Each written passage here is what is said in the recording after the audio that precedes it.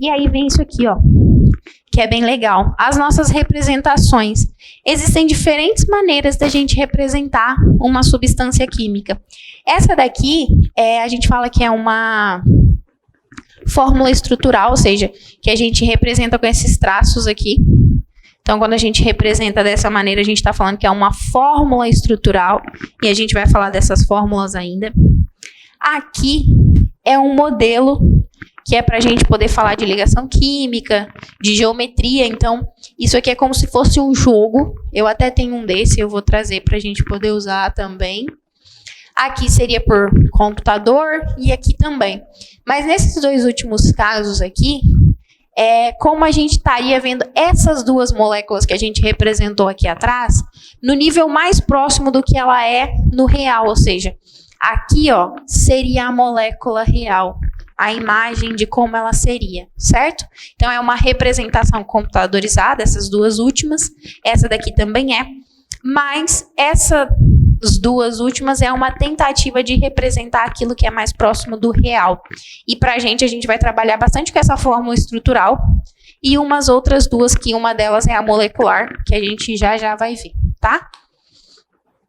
Olha só. A gente falou lá atrás da questão da organização das moléculas, que elas têm, né, um nível de organização. Quanto mais organizado, quanto menos organizado, mais ou menos organizado. E aí a gente olha para uma palavrinha assim, ó, teoria cinética molecular. Do que a gente está falando? Ah, boa pergunta. Temos aqui os três representados, os três estados físicos. Em qual estado físico mesmo que elas estão mais organizadas? Acertou quem respondeu para mim que é sólido, né? Espero que ninguém tenha errado.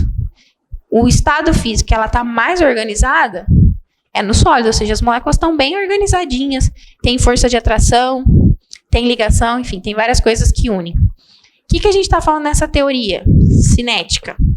Cinética, dentro da física, está relacionada a movimento, então, a gente está falando de movimento.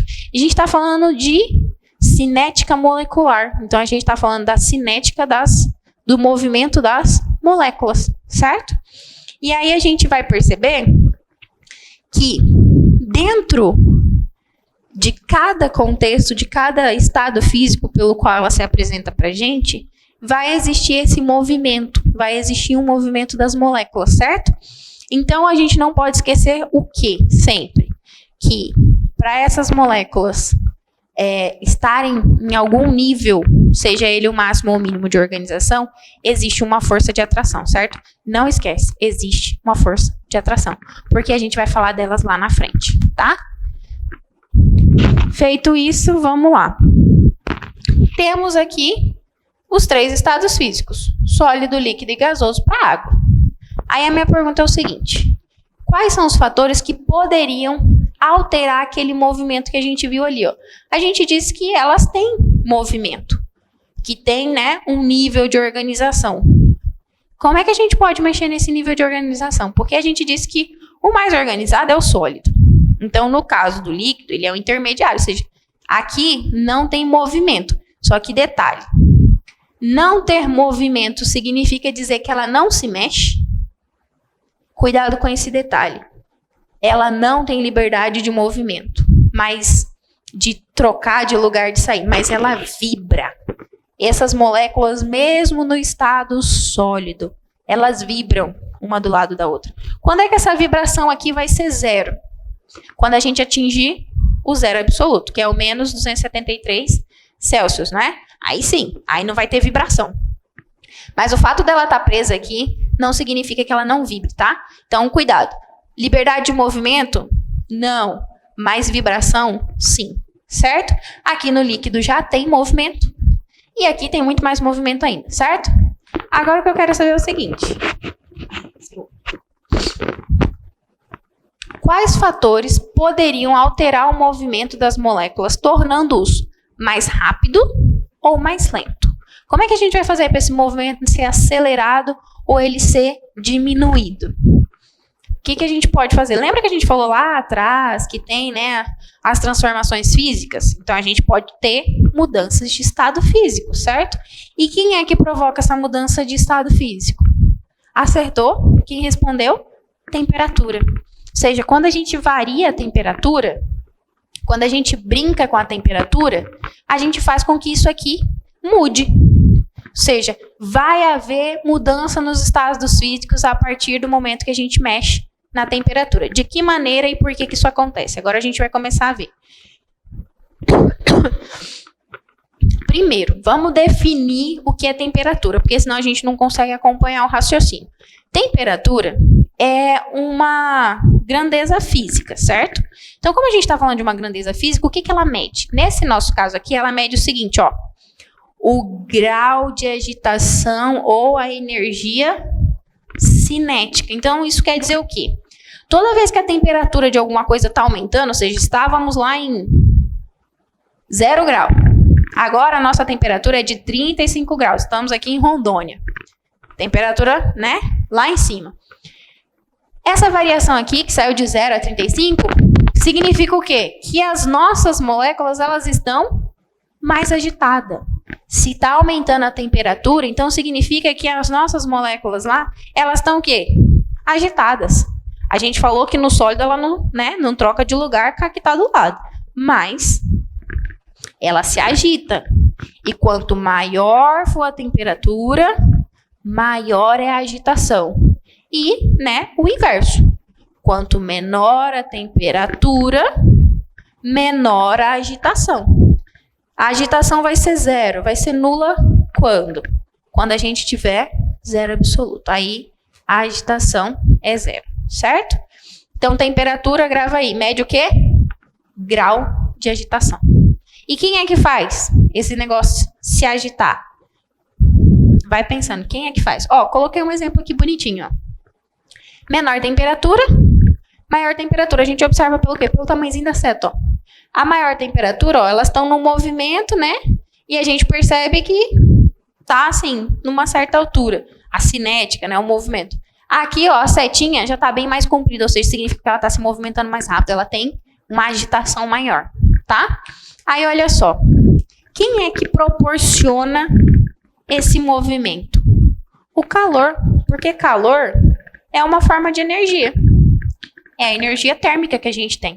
Então, por ele ser uma forma de energia, a gente, percebe que é a partir dele que a temperatura vai variar. Quanto mais calor, maior a temperatura.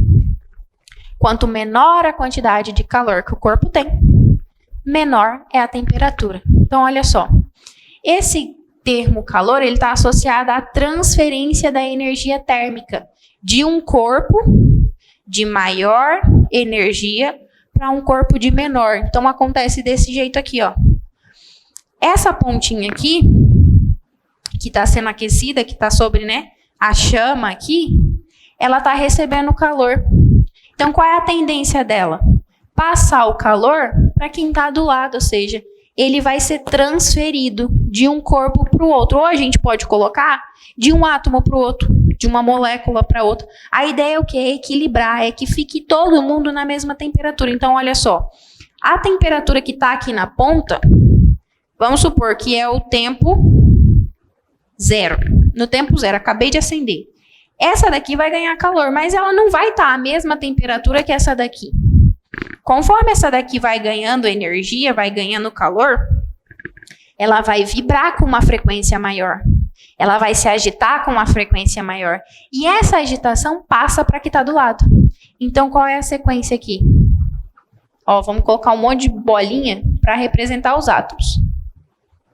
Então, essa que está numa agitação maior, ela transfere parte do calor dela para a próxima, que transfere para a próxima, que transfere para a próxima, até todo mundo ficar em equilíbrio e ficar na mesma temperatura. Então, esse calor é a nossa energia térmica que está em transe. Ou seja, ela está transitando de um corpo a outro. Certo? Então, beleza.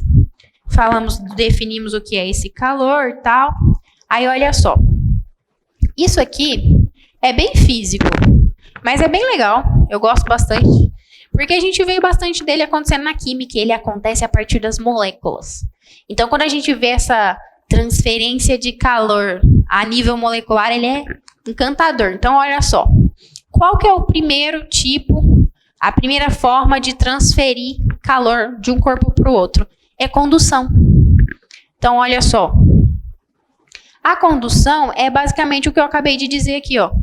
Os corpos estão em contato, os átomos estão em contato, então aquele que tem a maior quantidade de energia passa para o outro. Tanto que a gente observa o quê? Tá aqui, né?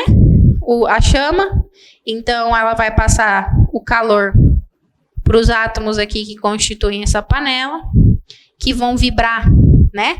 Que vão se agitar num grau maior, e aí eles vão compartilhar isso aí com a água que está aqui dentro. Então, a chama fornece o calor que agitou os átomos da nossa panela. A panela, ela está em contato com a água, então ela transfere parte desse calor, dessa energia que ela absorveu para a água. E aí vai, né, sucessivamente, até que a água comece a ferver, que a gente diz. Então, isso é condução. Também tem a convecção, que é a troca. Por exemplo, quando a gente fala de um ambiente, a gente vai perceber esse processo da convecção, que é mais ou menos assim, ó. Quando a gente fala de densidade, a gente sabe que aquilo não é o que é mais pesado, tá? É o que é mais denso. O que é mais denso fica embaixo. E o que é menos denso sobe. Então, olha só. A gente tem aqui o ar, né? O ar mais denso, que está mais frio, ele vai fazer o quê? Ele desce. E o ar que está mais quente, ele é menos denso, ele sobe. Então, fica num processo aqui contínuo. E aí a gente fala que isso é a convecção, porque automaticamente, né, vai fazendo um equilíbrio por causa dessa troca. E o outro é por radiação. Ou seja, por que a gente...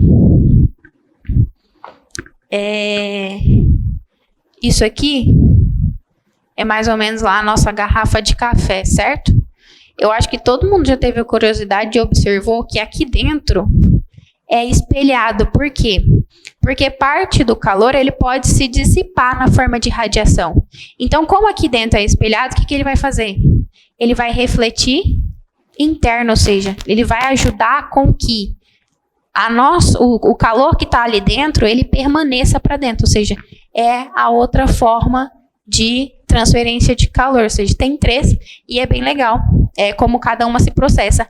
A condução é a que mais acontece para a gente. Ou seja, a gente tem esse movimento contínuo a partir da condução e da convecção, que são bem comuns, né? Os dois são mais comuns, assim, para a gente. A gente fala da radiação também, mas o que é mais claro, mais óbvio dentro da química é esse da condução. Ou seja, um átomo, uma molécula, um íon, transfere o calor que ele absorve, ou seja, ele passa parte dessa energia que ele absorveu para o átomo que está do lado, tá? E aí vai fazendo um processinho até que haja equilíbrio. Então, qual a ideia, por exemplo, de um isolante térmico? É proibir, né? É inibir essa passagem de calor aqui, porque ele conserva da maneira como está, ou seja, a temperatura vai se manter o mais próximo possível daquilo que ela era inicialmente. Essa é a ideia do isolante, é não permitir essa transferência aqui, que é o caso da garrafa térmica, né? Vou ter que desenhar de novo, ó. Ficou horrível aqui, pera. Tá. Aqui é espelhado por causa da radiação, ou seja, eu estou tentando controlar. E aqui em volta é como se fosse um espaço vazio, ou seja, para evitar que ocorra condução. Então, eu coloco alguma coisa aqui para não conduzir bem, né, calor. Ou seja, se o material que está aqui ele não é bom condutor, ele não consegue transpor essa energia para o lado, a gente consegue conservar ela por mais tempo aqui dentro. Ou seja, o café permanece por mais tempo quentinho e saboroso, né?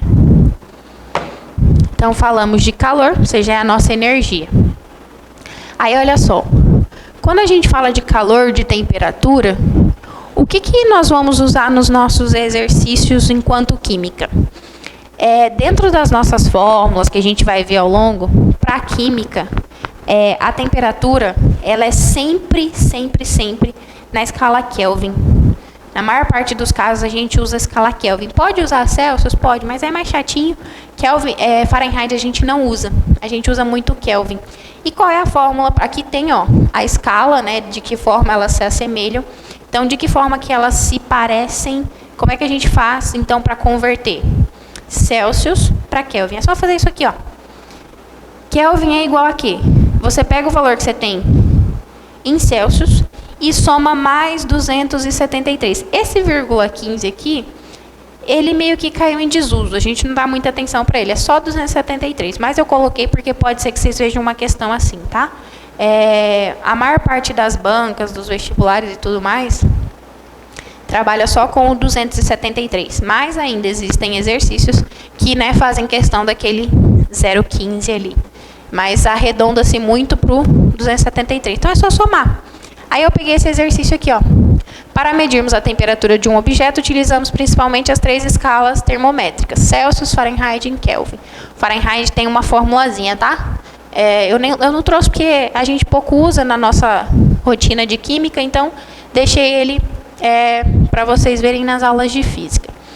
A relação entre eles pode ser vista no quadro abaixo. Então aqui tem a relação entre os 3, ó. O Celsius, o Fahrenheit e o Kelvin. Nós vamos trabalhar com Kelvin. Eu acabei de explicar como é que a gente faz para fazer a conversão. Aí ele falou assim, ó. Utilizando a escala como referência, utilizando isso aqui, podemos dizer que o 0 grau Celsius e os 50 graus Celsius equivalem em Kelvin a. Então é bem simplesinho, ó. Queremos converter esses dois para Kelvin, então vai ficar assim. Kelvin é igual 0 graus Celsius vai ficar aqui, né? 0 mais 273, Kelvin, então, vai ser 273. Muito fácil, né? E o outro vai ser o quê? Kelvin igual 50, né? Porque é o Celsius ali, mais 273. Então, o Kelvin vai ser 323. Certo? A gente só fez as duas continhas e já converteu. O detalhe que eu tenho que prestar atenção é não esquecer de fazer isso aqui. Mais pra frente a gente vai usar e vocês vão ver. As nossas fórmulas sempre estão em Kelvin. Bem basiquinho, bem simples. Opa, desculpa. Então a nossa resposta, como ele não disse respectivamente, tá? Mas geralmente essas respostas aqui são respectivamente. Então a alternativa que tá é 273 e 223. Letra I.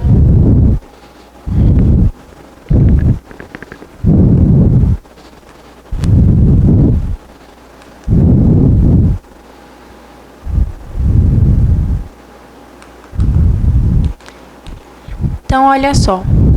A gente falou que vão acontecer as mudanças de estado físico. Só para deixar claro, mudança de estado físico é diferente de reações químicas, tá? Reação química é uma coisa, mudança de estado físico, outra. A gente falou lá atrás quando a gente definiu. São vários termos, a equação química, a reação química, mas ó, equação química é aquela representação. Coloquei aqui, ó, H2, vou colocar 2H2, né?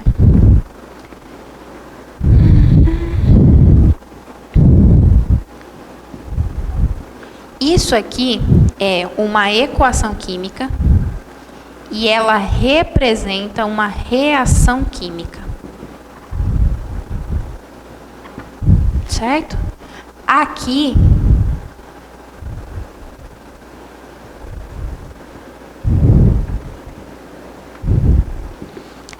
a gente tem uma equação química, mas isso aqui não representa, a gente tem a equação, mas não representa uma reação química. Isso aqui é só uma mudança de estado física, mudança de estado de agregação. É só uma mudança física na estrutura, ou seja, a molécula, a forma continua a mesma. Deixou de ser sólido para ser líquido, mas a substância permanece a mesma, tá bom? Então, olha só, com relação às mudanças de estado físico, elas vão acontecer de acordo com a temperatura. Então, a gente consegue provocar a mudança de estado físico alterando a temperatura de uma substância. Então, se a gente brincar com a temperatura, essas mudanças aqui vão acontecer.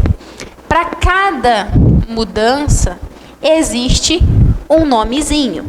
Por exemplo, temos aqui um sólido, um líquido e a mesma substância no estado gasoso, certo? Para cada mudança, para cada fase, existe um nome. Por exemplo, observem, né, a setinha. Se a gente tiver um sólido, né, por mudança na temperatura passando para o estado líquido, a gente vai dizer que o nome desse processo é fusão. Saiu do estado sólido, foi para o estado líquido. O nome desse processo é fusão. Se a gente tiver essa substância líquida indo para o estado gasoso, a gente diz que é vaporização. Ou seja, o nome do processo é vaporização. E a gente pode ter também substâncias que façam assim, ó, saiam do sólido direto para o gasoso. Aí a gente chama de sublimação. Quando passou direto do estado sólido para o estado líquido, a gente diz que aconteceu sublimação. Podemos ter os processos inversos também. Eu posso pegar uma substância que está no estado sólido e transformar ela em líquido, que posso dizer que foi liquefação ou condensação. Os dois nomes estão corretos. Posso pegar essa mesma substância líquida e converter ela num sólido, e aí eu digo que foi solidificação. Ou eu posso pegar uma substância no estado gasoso e converter ela direto no estado sólido. E aí a gente fala ressublimação ou só sublimação. Depende muito da banca, de quem está escrevendo. Pode ser sublimação tanto do sólido para o gasoso, quanto do gasoso para o sólido. Ou vai aparecer sublimação e ressublimação. Isso aí depende da banca, tá? É só uma questão de observar o que ele está querendo dizer, porque, enfim, eles destoam de autor para autor, de quem elabora a questão e tudo mais. Então, pode aparecer sublimação nos dois casos, do sólido para o gasoso, do gasoso para o sólido, quanto pode aparecer a palavrinha ressublimação. Aí vai depender, tá bom? O que aconteceu? O que aconteceu com relação à energia? Pensem só. A gente sabe que aqui elas estão um pouco agitadas, certo? Então, quando a gente aumenta a temperatura, ou seja, elas estão ganhando energia. Quando elas ganham energia suficiente para romper essa estrutura, né, do sólido, que é mais rígida, que não tem liberdade de movimento, elas vão para o estado líquido. Quando elas estão aqui no estado líquido, elas têm uma atração. Elas têm movimento, mas têm atração. O que eu faço? Eu dou energia. Eu vou dando energia, ela vai ganhando energia, ela vai ficando mais agitada, mais movimentada. A energia é tanta que ela ganha, que ela consegue romper a força que atrai uma molécula na outra. Então, olha só. Essa molécula aqui, ela está sendo atraída pela outra. Tem uma força que atrai. Tem uma atração forte ali. Só que eu ofereci tanta energia para ela, ela tem tanta energia agora, ela está tão agitada, que ela consegue se depreender. Ou seja, a força que ela tem de movimento é maior do que a força que atrai ela pelas outras. Então, ela faz o quê? Passa para o estado gasoso. Ou seja, o estado gasoso é o estado mais energético. Então, nesse sentido aqui, ó, elas estão fazendo o quê? Ganhando energia.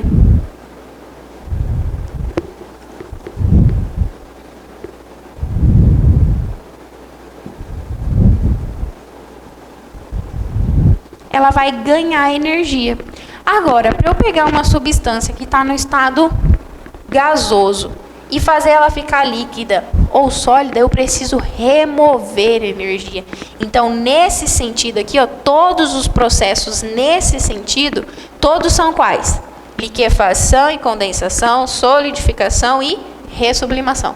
Esses três significa que ela vai o quê? Perder energia. Toda a energia que ela conquistou, ela vai perder agora. Então, ó, pensem aqui. Fusão foi de sólido para líquido. Para isso que aconteceu, ela precisou ganhar energia. Houve ganho. Para esse líquido aqui conseguir chegar no estado gasoso, ela teve que ganhar energia também. Esse líquido ele ganhou. Então, né, ele precisou de mais energia para romper a atração. E um sólido direto para o gasoso também, ou seja, ela ganha energia suficiente para se depreender. E aí, a gente tem isso aqui, ó, Todos os processos nesse sentido, do sólido para o gasoso, são processos que envolvem ganho de energia, ou seja, aumento da temperatura. Todos os processos do gasoso para o sólido envolvem perda de energia, ou seja, a temperatura tem que diminuir, certo? Basicamente é isso aqui. Aí olhem só. Coloquei aqui alguns exemplos que às vezes a gente não percebe. Por exemplo, peguei meu copo de água maravilhoso e aí tirei, né, coloquei a água lá no copinho e observei que em volta apareceu o quê? Apareceu essas gotinhas aqui, ó. De onde foi que veio essas gotinhas? Foi daqui de dentro? Ela evaporou, ela, né, passou pelos poros do vidro e veio para cá? Essa água que está aqui é condensação. Lembra que a gente falou aqui atrás, ó? Condensação é o quê? De gás para líquido. Ela condensou. E de onde estava essa água que condensou aqui fora? No ar. O ar é uma mistura de gases. E ele tem vapor de água. Observem as estações do ano, por exemplo. Quando é que eu sei que o ar tem maior umidade e menor? Observa a sua pele. Quando você fala assim, ó, passei o dedo, riscou. Quando você olha a sua pele, você vê que, né, tá ressecada. É porque a umidade do ar tá baixa, tem pouco vapor de água. Quando a gente tá, né, com a pele mais hidratada, que não tem rachadura, que, né, aqui na boca não apareceu nenhum trincadinho, é porque a umidade tá boa. Agora apareceu o trincadinho, a gente está com a umidade bem baixa. Então, olha só. Se no ar tem uma grande quantidade de vapor de água, o que vai acontecer? Esse vapor, ele está, né, cheio de energia. A gente falou que o gás é o estado mais energético. A nossa superfície aqui do vidro, a temperatura está mais baixa. Então, significa o quê? Significa que ela é uma superfície propícia para condensação. Por quê? O meu vapor de água que estava aqui em volta, ele encontrou uma superfície mais fria, ou seja, de menor energia. Então, ele vai ceder a energia dele para o copo, né?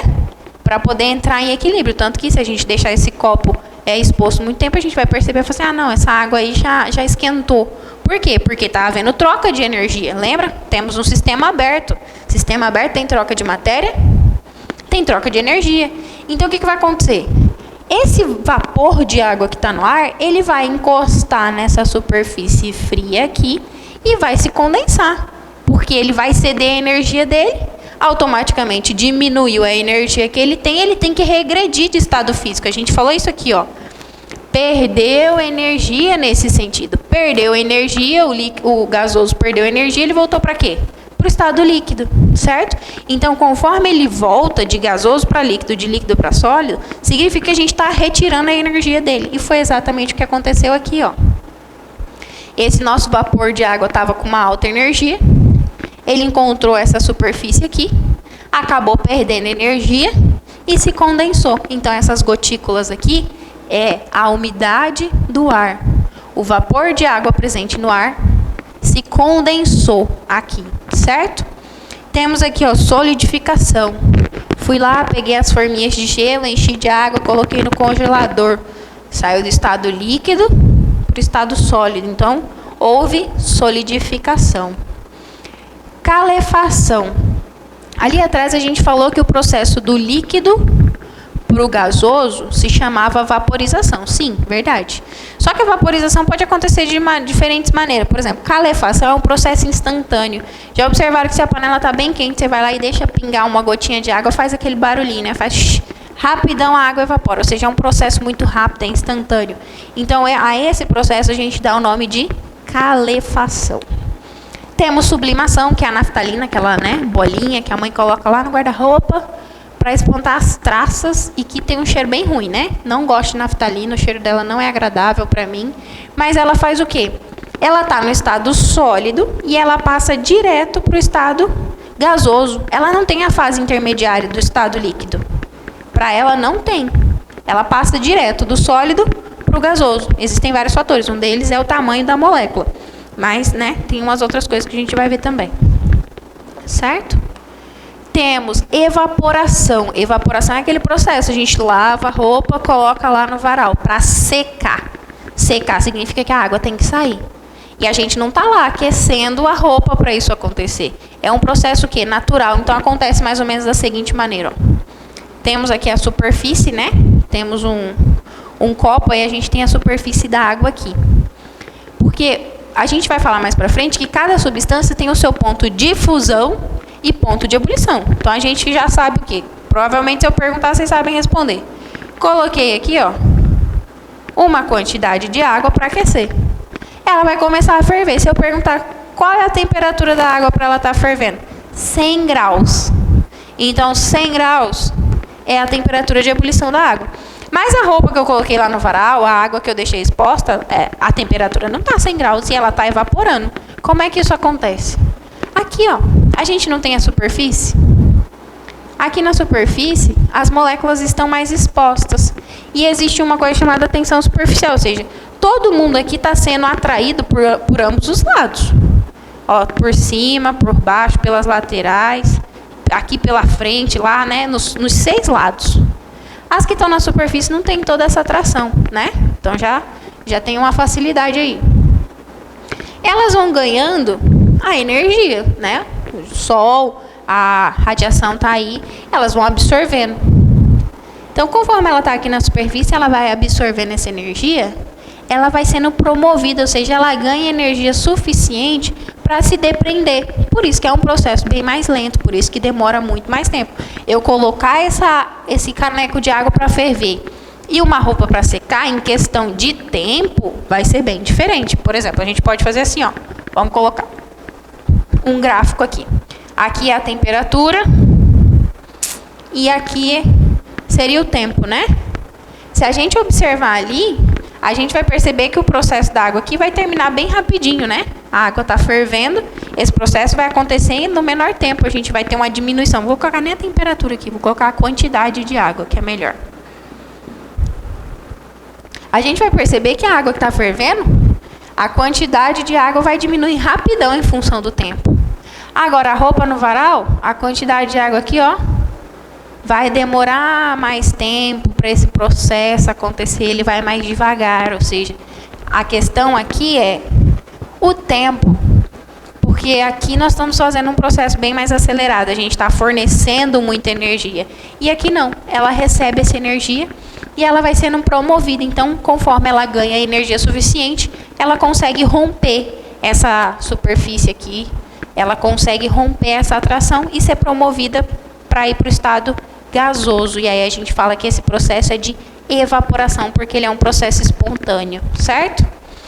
Podemos ter fusão, ou seja, quando a gente fala da metalurgia, da produção aí de ferro e tudo mais, as estruturas, a gente está falando de um processo de fusão. Eu fiz o quê? Eu peguei aquela quantidade de ferro, aqueci até a temperatura dele de fusão, que significa dizer que ele passou de sólido para líquido, certo? Isso é fusão.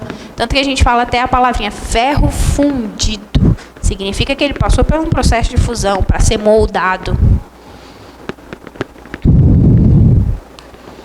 E aqui, uma forma bem legalzinha da gente observar é que o ciclo da água faz parte desses processos aqui de transformação de estado físico, de transformação de estado de agregação. Ó, temos aqui o ciclo da água, que é o quê? A partir, né, de toda a superfície, não só de lagos, mas enfim, como tudo tem sempre uma quantidade de água, a gente vai ver que vai acontecer por aquele processo natural a evaporação, ou seja, a água vai começar a evaporar. Quando ela sobe a uma certa altura na atmosfera, ela condensa, ou seja, a água que estava líquida passou para o estado gasoso e do estado gasoso ela condensou, que é voltar para a forma líquida. Quando as nuvens estão muito carregadas, ou seja, que as gotículas de água elas vão se unindo, né? Quando elas se unem num tamanho que fica suscetível à força da gravidade, o que acontece? A precipitação, que é o quê? A chuva. Então vai chover, né? E aí a gente começa o processo todo de novo, ou seja, isso é um processo contínuo. Quando a gente fala, mas já ouvi isso. Então significa que por que a gente está preocupado, né? A água do mundo não vai acabar, gente. A questão, quando a gente fala da água, é água limpa. é água mineral, é água potável, é água que a gente pode beber. Nesse processo aqui, de evapora, sobe, condensa e chove, ela acaba indo parar em ambientes que já estão poluídos. Essa água vai ficar poluída, até porque a gente lança muito gás para a atmosfera. E esse gás reage com a água, forma uma chuva ácida. Então, assim, quando a gente fala a quantidade de água no planeta, vai permanecer, né, um valor contínuo. O problema é onde é que essas massas de ar vão, qual vai ser a distribuição e onde é que vai estar a água limpa, certo? Ou seja, uma água que a gente possa consumir. E aí, para falar dessas mudanças de estado físico, além de usar os nomezinhos lá, a gente pode representar isso em um gráfico. A gente pode trazer aquilo lá. Por quê? A gente diz que tem um ponto para cada substância, ponto de fusão e ponto de ebulição são valores específicos. Ou seja, se o ponto de fusão da água é 0 grau e o ponto de ebulição da água é 100 graus, isso é uma propriedade da água. As outras substâncias podem se aproximar muito no valor, mas ser exatamente igual, isso é pouco provável. Ou seja, isso não vai acontecer. Eles são muito próximos, mas idêntico não acontece com frequência, certo? Se é que acontece, porque eu não me lembro de nenhum. Então, olha só. Temos 2 gráficos aqui. E eu já tenho essa noção de que gráfico, às vezes, dá uma embananada aí na nossa cabeça. Então, vamos começar pelo seguinte. Desses 2 gráficos, eu quero saber aquele que representa aquecimento e aquele que representa resfriamento. Aí, olha só, vamos lembrar lá atrás de um detalhezinho. Ó, temos aqui as nossas mudanças de estado físico, certo? Nesse sentido, as que estão acontecendo nesse sentido são frutos do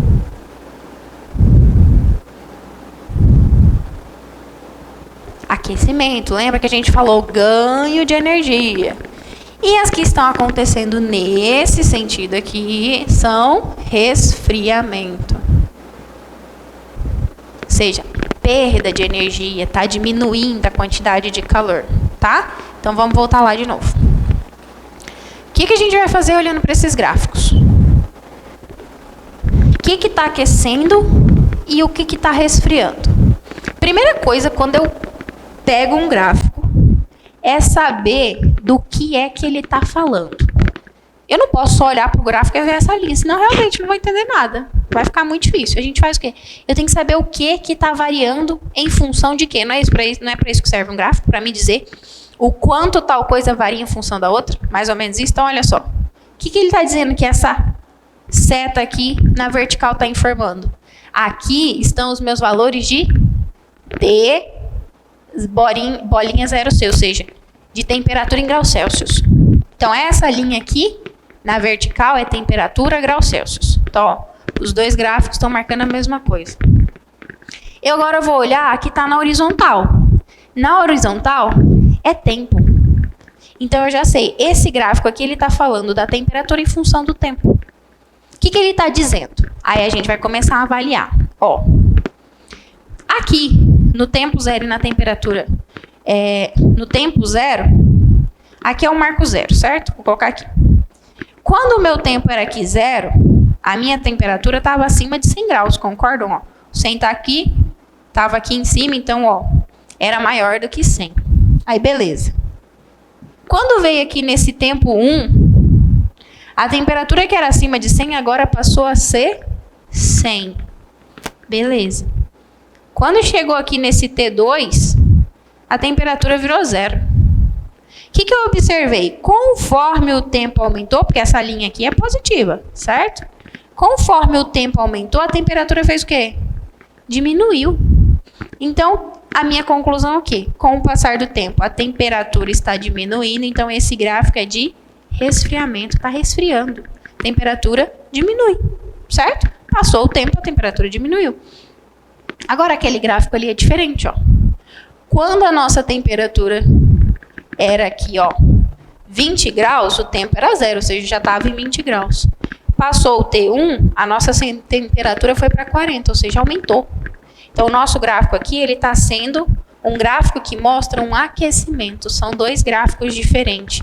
um gráfico para resfriamento, um gráfico para aquecimento, certo? Então é só observar do que é que o seu gráfico está falando. Olha aqui, ó, ele sempre vai trazer essas informações. E aí você faz essa avaliação. Se uma coisa está aumentando em função da outra, ou se uma está diminuindo e a outra aumentando, tá? É só fazer, é bem simplesinho. Mas o detalhe é, olha as informações. Porque se a gente olhar direto para o gráfico, a gente não vai saber nada do que ele está falando, tá? Então, ó, coloquei aqui, resfriamento é o gráfico 1, gráfico 2, aquecimento. Agora, olha só. Quando a gente fala de ponto de fusão e ponto de ebulição, a gente vai perceber o seguinte, que ó, ele está dizendo que aqui é o ponto de fusão. E aqui ele está marcando que é a vaporização, já eu explico por quê. Mas esse aqui, vou abreviar, ó, ponto de ebulição, ponto de fusão. Tá ali. Já coloquei a explicaçãozinha. Aqui tá bom. Vou começar pelo que significa ponto de fusão, ponto de ebulição.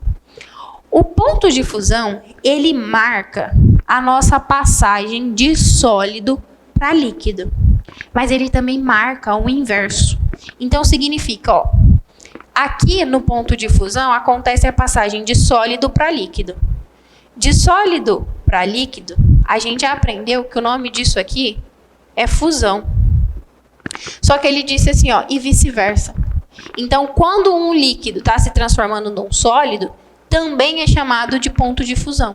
Então, ó, de sólido ou de líquido para sólido, também acontece quando a gente diz que isso é o ponto de fusão daquela substância. Então, ó, não confunda o processo fusão e ponto de fusão, certo? Ponto de fusão, ele indica essas passagens. E quando é de sólido para líquido, a gente chama de solidificação. Então, o que eu estou dizendo? Eu estou dizendo que nesse ponto de fusão aqui, acontece tanto a fusão quanto a solidificação. As duas transformações acontecem. Isso vai depender de quê para ser uma e para ser a outra. Se o gráfico é de aquecimento ou se o gráfico é de resfriamento. Depende disso, tá? O ponto de ebulição é o quê? É basicamente a mesma ideia. Só que no nosso ponto de ebulição acontece o quê? De líquido para gasoso. De líquido para gasoso a gente diz que é vaporização. Já está até aqui a dica. Mas também acontece o processo inverso, que é de gasoso para líquido, que a gente chama de condensação.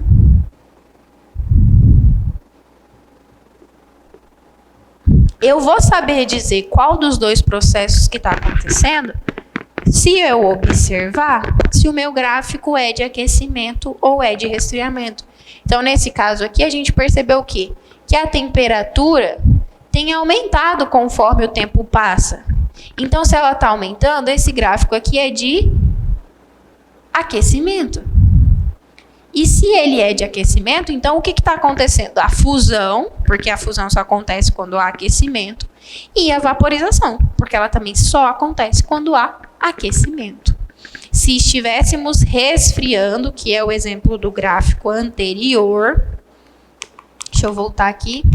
Se estivéssemos nesse gráfico aqui, estivéssemos nesse gráfico de resfriamento, então, nesse ponto de ebulição aqui, estaria acontecendo a condensação.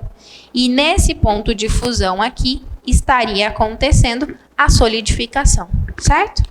Então, o detalhezinho para saber qual processo que está acontecendo é saber se o gráfico está aquecendo ou se ele está resfriando. Tudo bem? Então, já sabemos que esse gráfico é de aquecimento. Já identificamos o ponto de fusão e o ponto de ebulição, que é diferente de fusão e vaporização. Por favor, tá? Não confundam. Ponto de fusão, ponto de ebulição. Acontecem dois processos em cada um. A fusão e a vaporização são processos, tá?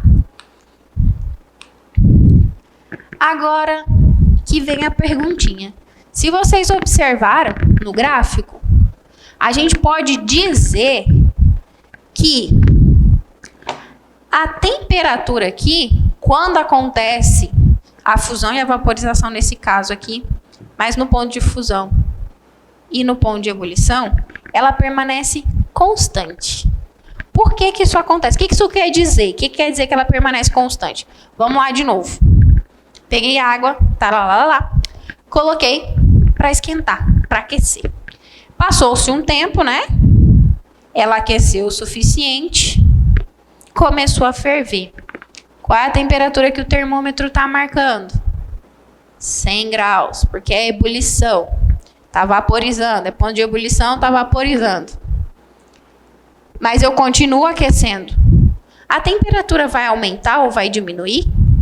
Se eu aumentar, por exemplo, a chama aqui, se eu colocar mais fogo, se eu aumentar a quantidade de calor, a temperatura vai sair dos 100 graus? Não, não vai. É estranho, né? Mas não vai. Por quê? O que acontece é o seguinte. Lembra que lá atrás eu falei assim, olha, não esquece. As moléculas, elas têm atração. Então, olha só. A temperatura estava subindo porque a gente falou que temperatura é o quê? Grau de agitação, ou seja, é o quanto as moléculas vibram, o quanto elas se mexem, a energia cinética que elas têm lá. Aí, olha só, elas foram ganhando energia. Se elas estão se agitando mais, então a temperatura está aumentando. Só que quando chega no nosso ponto de fusão aqui, que é o momento que ela sai de sólido para líquido, onde é que essa energia que nós estamos dando vai parar? Ela vem aqui, ó. Tá vendo que tem 3 pontinhos aqui, ó? Unindo, ligando, ou seja, dizendo que tem uma atração entre as moléculas, ó. Tem 3 pontinhos aqui. Em todos os cantinhos tem 3 pontinhos para dizer que essas moléculas têm atração.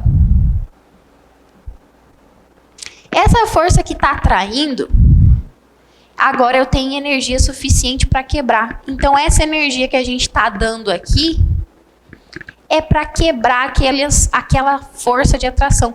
Ele não está aumentando a agitação da nossa molécula. Ele estava antes, ele foi dando agitação suficiente, né? Foi dando agitação suficiente. Chegou num ponto que ele falou, agora eu não preciso mais, agora eu tenho como atacar a ligação, que é a força que atrai, porque está vulnerável. Aí ele vai lá e faz o quê? Ele usa essa energia, esse calor que a gente deu, não para fazer as moléculas se agitarem mais. Eles usam para quê? Para que essa energia vai ser usada? Para quebrar essa ligação. Quando eu vou quebrando essa força de atração, diminuindo, é que ocorre a mudança de estado físico. Então, por isso que sempre que a gente fala de ponto de fusão e ponto de ebulição, essa temperatura aqui, ó, é constante.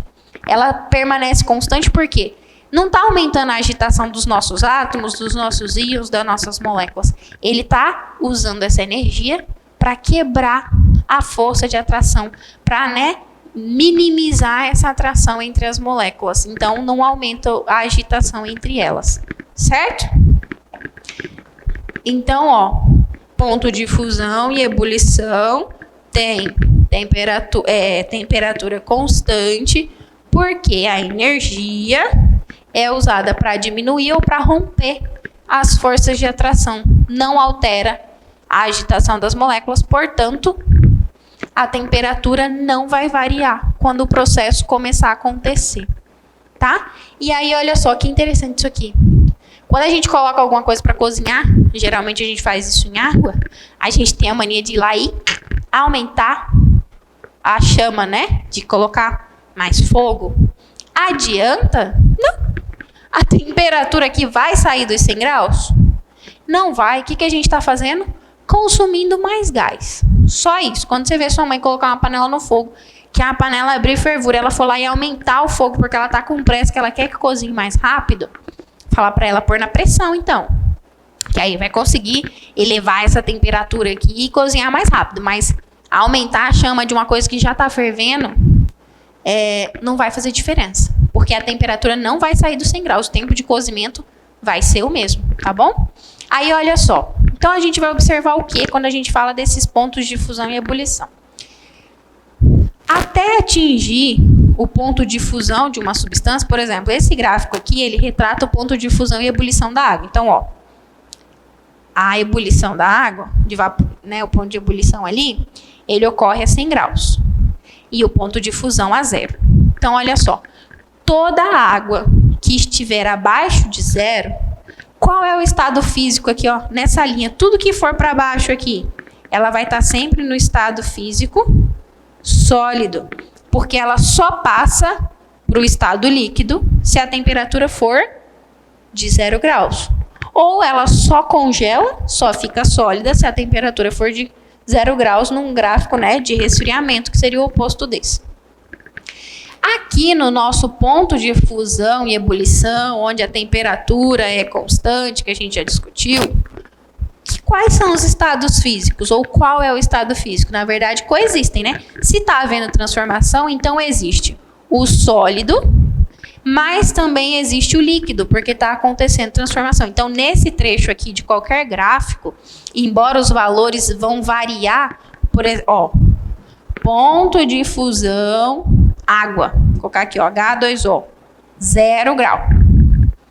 Ponto de ebulição da água, 100 graus. Isso aqui é o mesmo para o álcool? Não. Ponto de ebulição do álcool é 1.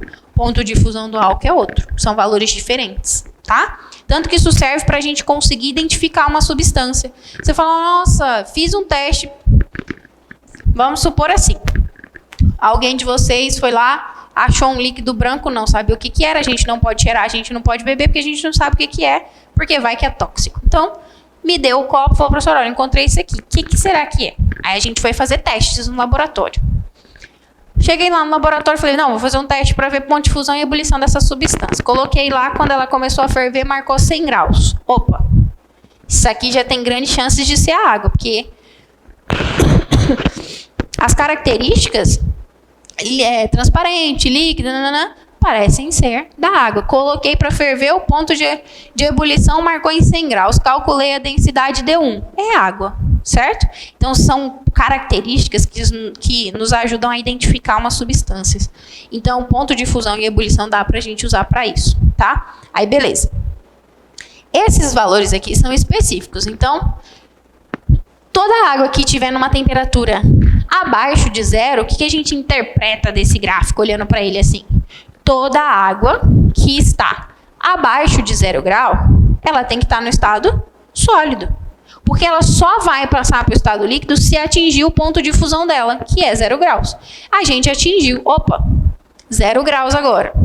Temperatura está em 0, então ela vai começar o processo de transformação. Vai mudar do estado sólido para o líquido, porque a gente está oferecendo energia para ela. Quando esse processo terminar, a gente vai ter água em que estado físico? No estado físico líquido. Então, ó, beleza? Eu quero fazer essa água evaporar. O que eu vou pegar essa água líquida que estava 0 grau?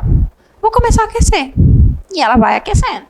E vai aquecendo. E ela continua no estado líquido. Então, ó, tô aquecendo a água, tô aquecendo. E ela continua líquida. Então, nesse intervalo aqui todinho, ela tá líquida. Beleza? O que eu fiz? Cheguei a 100 graus. 100 graus é o limite. As forças aqui, ó, já não estão se aguentando. Eu estou quase rompendo as atrações das moléculas todinhas. O que elas vão fazer? Vão começar a mudar, porque 100 graus é o ponto de ebulição da água. Então, ela vai começar a mudar de estado físico de novo. Só que agora ela vai de líquido para gasoso. Então, aqui, ó, nesse intervalo aqui, que é o ponto de ebulição, coexistem dois estados físicos. O líquido e o gasoso. Beleza. Essa água vai evaporar completamente. Quando isso acabar, a temperatura estava constante a 100 graus, mas quando esse processo acabar, ela vai voltar a aquecer de novo, ou seja, as moléculas vão começar a ganhar energia de novo. E aí, essa linha aqui do gráfico, ela está marcando o quê? O aquecimento da substância, nesse caso aqui da água, no estado gasoso. Então, agora, se eu quiser, posso continuar aquecendo? Pode. Você vai ter um gás, quanto mais aquecido ele tiver, mais movimento, mais agitadas as moléculas, né, vão estar. Então, ó, abaixo do ponto de fusão de uma substância, seja ela qual for, abaixo do ponto de fusão dela, ela está no estado físico sólido. No ponto de fusão coexistem dois estados físicos, sólido e líquido. Acabou esse processo, lembrando, esse gráfico é de aquecimento.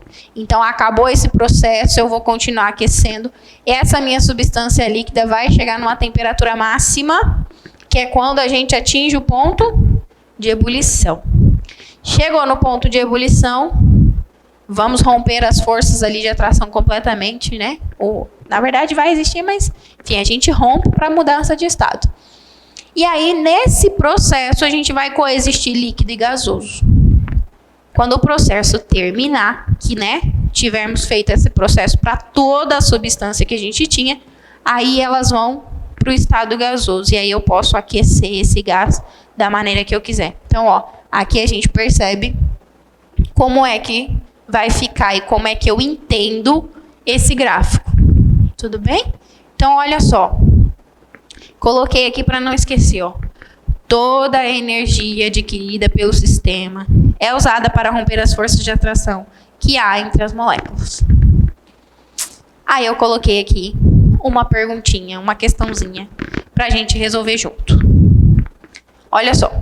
Coloquei uma tabelinha. Nessa tabelinha são identificados temperatura de fusão, temperatura de ebulição de 4 substâncias: água, benzeno, álcool e amônio. Tá aqui, ó. Temperatura de fusão, temperatura de ebulição em graus Celsius. Tem 3 perguntinhas. Primeira, qual é a temperatura de ebulição da água? A gente já sabe, né, que é uma temperatura específica, olha só. A temperatura de fusão da água é de 0 graus. A do benzeno é de 5,5. A do álcool é de menos 14. Então, olha só. Ele está perguntando aqui, não da difusão, ele está perguntando qual é a temperatura de ebulição. Então, facinho, né? Temperatura de ebulição da água, 100 graus Celsius. Bem simples. É um dado específico da substância. Aí ele falou o seguinte: em qual temperatura a amônia passa de líquido para sólido? 2 segundos para pensar.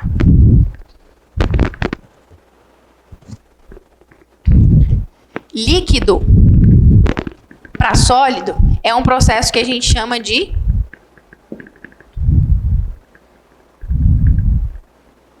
solidificação. A solidificação, ela acontece aonde? No ponto de fusão ou no ponto de ebulição? Acontece no ponto de fusão, certo? Vai solidificar ou vai fazer fusão. Os dois processos acontecem ali. Então, ele quer saber da amônia. A amônia está aqui embaixo. De líquido para sólido vai ser no ponto de fusão, que é menos 77,7. Então, a gente vai colocar aqui, ó. Menos 77,7 graus Celsius. Ou seja, para a amônia congelar, ou seja, sair do líquido para o sólido, a gente tem que ter uma temperatura de menos 77,7 graus. Isso a 1 atm de pressão, né? Que a pressão, ela influencia nesses processos todos, a gente vai ver ao longo do tempo. Aqui a gente está considerando que a pressão ela é de 1 atm, tanto que vocês podem observar que em todas as questões sempre vem trazendo a referência de que a pressão é de 1 atm e a gente às vezes fica procurando onde é que eu vou colocar aquele 1 atm na fórmula, em lugar nenhum. É porque se a pressão não for de 1, então eu não posso fazer certa situação. Por exemplo, o ponto de fusão e o ponto de ebulição da água são esses aqui, se a gente estiver considerando pressão de 1 atm. Se a pressão for diferente disso, então já não é mais uma afirmação verdadeira. Então, para a gente poder ter, né, esse respaldo, essa garantia de que isso aqui é verdade, eles dão essas informações, mas nem sempre a gente vai usar, tá? E a questão 3 está assim: qual é o estado físico do benzeno se a temperatura for de 50 graus? E agora? Quando a temperatura for de 50, qual é o estado físico do benzeno? O que eu costumo fazer para responder isso aqui da maneira mais fácil? Isso aqui é a temperatura de fusão, certo? Então, ó, vamos olhar aqui para o benzeno. Toda temperatura que for inferior a 5,5, ou seja, que for menor do que isso, a gente sabe que ele tem que estar em que estado físico? sólido. Não foi isso que a gente disse? Ele só vai passar para o estado líquido se chegar nessa temperatura. Se não atingir, ele está sólido. A gente sabe que entre 5,5 e 80,1 é a temperatura, o 80 é a temperatura que ele precisa atingir para sair do líquido para o gasoso. E aqui, o 5,5 era de sólido para o líquido. Então, a gente sabe que nesse intervalo aqui, o líquido está sendo aquecido. Porque houve a transformação, quando atingiu 5,5, era sólido e 5,5 passou para o líquido. Então, até chegar em 80, ele está líquido. Tá aqui, ó. Todo esse intervalo entre 5,5 e 80,1, ele está líquido. Se atingir esse 80,1, se a gente chegar nessa temperatura, vai acontecer mudança de estado físico. E aí, qualquer temperatura acima disso significa que ele está no estado gasoso. Então, a gente vai fazer o quê? Nessa escala numérica aqui, onde é que 50 se encaixa? 50 é maior que 5,5, certo? Mas é menor do que 80. Então, ele está aqui, não está? Ele está aqui no meio. Então, significa que a 50 graus, o estado físico do benzeno é líquido. Vamos pensar nisso aqui, porque eu sei que às vezes confunde um pouquinho. Vamos fazer essa mesma questão aqui, a 3, pensando na amônia. Toda temperatura abaixo de menos 77,7 ela é sólida, entre 77,7 e menos 33 ela é líquida e acima de menos 33 ela está no estado gasoso. A 50 graus, qual é o estado físico dela? Onde é que o 50 se encaixa nessa linha? 50 é maior que menos 77,7? É. Então, ela já, passou para o estado líquido. 50 é maior que menos 33? É também. Então, se a temperatura já superou o ponto de ebulição, significa que ela está no estado gasoso. Então, se eu colocasse a questão aqui 4 sobre a amônia a 50 graus,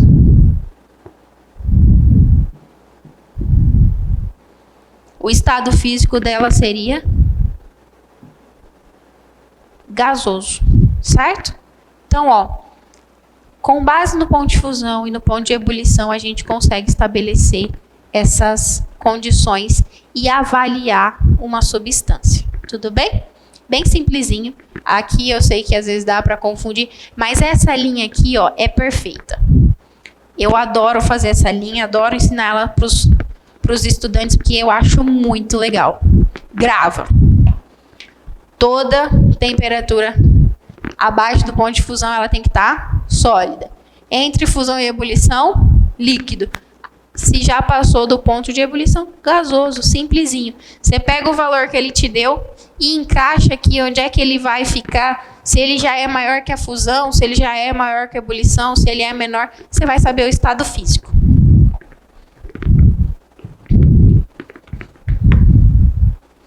Coloquei mais uma questãozinha aqui, que agora é de gráfico, para a gente avaliar. Está dizendo assim: os estados de agregação das partículas de um material indeterminado possuem algumas características diferentes, conforme mostra a figura 1. Por outro lado, as mudanças de estado físico desse material são representadas por meio de uma curva de aquecimento, ele já disse, aquecimento, que correlaciona valores de temperatura com a quantidade de energia fornecida. Então, ali, de acordo com a energia que ganhou, ele fez um gráfico de mudança de estado físico. Aí ele fala assim, uma relação entre os dados da figura 1 e os dados de agregação da figura da figura 2, os dados de agregação e os estados de agregação da figura 1 permite estabelecer que. Aí ele está dizendo assim, se a gente olhar lá para a figura 2 e tentar comparar com os estados de agregação para a gente conseguir identificar. Ele falou assim, B é gasoso. Então, a gente vai lá na figura 2, olhar onde é que está o B. O B está aqui. O B está bem em cima do ponto de fusão. E a gente sabe que ponto de fusão é passagem de sólido para líquido. Ele está dizendo que B é gasoso. B não é gasoso. B tem sólido e tem líquido, ou seja, essa letra A aqui já está descartada, porque já a primeira afirmação já está errada. Então, a gente vai para B. Na B diz o seguinte, A é sólido. Então, a gente vem aqui no A. O A está aqui embaixo, ele está abaixo do ponto de fusão. E a gente sabe que toda temperatura abaixo do ponto de fusão daquela substância, ela é sólida. Então, beleza. Essa parte aqui está correta. Aí ele falou assim, C é líquido. Então, bora lá. O C está aqui. Passou do ponto de fusão, significa que a coisa se transformou em líquido. Então, é verdade, porque aqui é líquido. O A, a gente sabe que é sólido. Aqui é sólido e líquido, né? No ponto de fusão é sólido e líquido. O C já virou só líquido. Então, é verdade, essa parte aqui também. E o E, ele falou, é gasoso. O D, ele está bem em cima do ponto de ebulição, que é onde a gente tem líquido passando para o estado gasoso. E o E já é a substância no estado gasoso. Então, realmente, está correto também. Então, letra B é a resposta. Aí a gente vem aqui, ó. A é sólido? A é sólido. B é líquido? Não. B é sólido e líquido. B não é líquido. Então, tá errado aqui. E a letra D diz que C é sólido. C não é sólido. C é líquido. Então, também estava descartada. Resposta correta mesmo. Resposta letra B. Então, é só a gente analisar, porque o gráfico é sempre o mesmo. Abaixo do ponto de fusão, tudo sólido. No ponto de fusão, coexistem sólido e líquido. Depois passa para o estado líquido. Depois, no ponto de ebulição, tem líquido e gasoso. Terminou a ebulição, né? Vaporizou tudo. A gente tem só o estado gasoso.